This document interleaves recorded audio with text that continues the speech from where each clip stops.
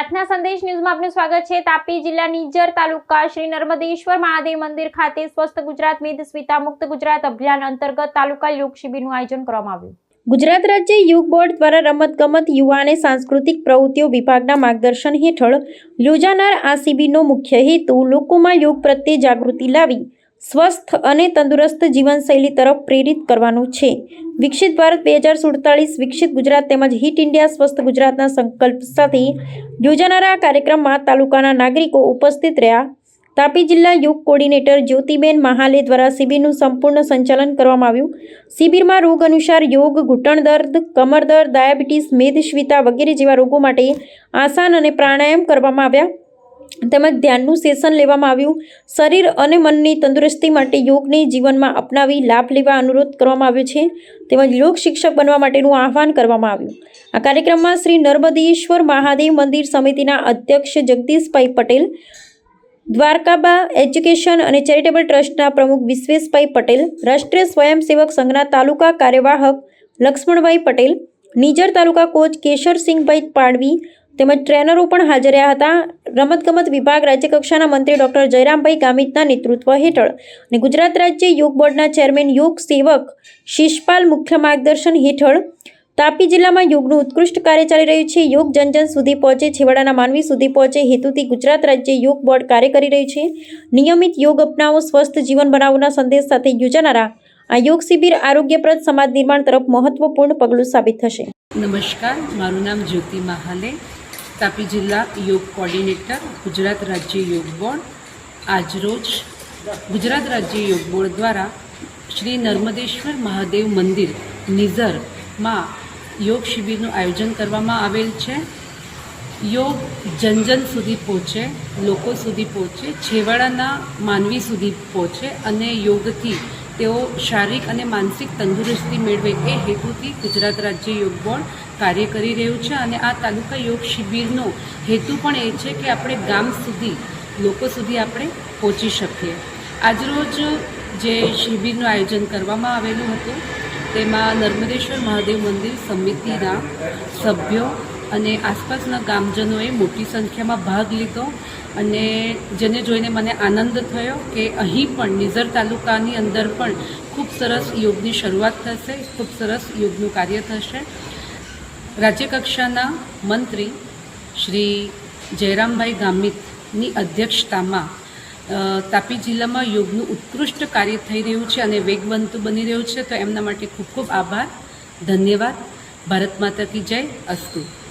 શ્રી જગદીશભાઈ રઘુનાથભાઈ પટેલ, રાષ્ટ્રીય મહામંત્રી, અખિલ ભારતીય ગુજ્જર મહાસભા દિલ્હી અને અધ્યક્ષ શ્રી નર્મદેશ્વર મહાદેવ મંદિર સમિતિ, આજે અમારા નર્મદેશ્વર મંદિર ઉપર ગુજરાત રાજ્ય યોગ બોર્ડના વતી અને ગુજરાત સરકારના વતી એક યોગ શિબિરનું આયોજન અહીંયા કરવામાં આવ્યું હતું।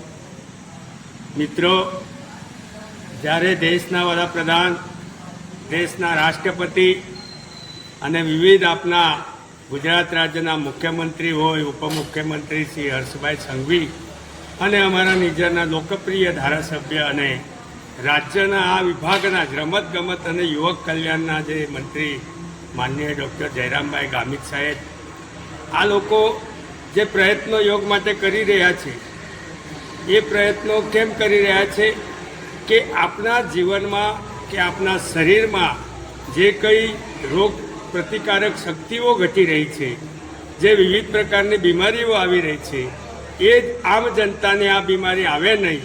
યોગથી આપણે હજારો લાભો છે, આપણાથી ગણાય નહીં એટલા લાભો આ યોગથી થાય છે, પરંતુ જે મફતમાં આ વસ્તુ મળે એની આપણને કિંમત હોતી નથી। એવી રીતે મારી આજે અમારા મંદિરે ગુજરાત સરકારના યોગ બોર્ડ વતી જે યોગ શિબિર યોજાઈ એ બદલ મને ખૂબ જ આનંદ થયો કે અત્યારની જે પબ્લિક છે, જે છોકરાઓ છે કે ભાવિ પેઢી છે, એમને યોગ હજી સમજતું નથી ને આપણે પણ એમાં કંઈ પારાવાર થયેલા નથી।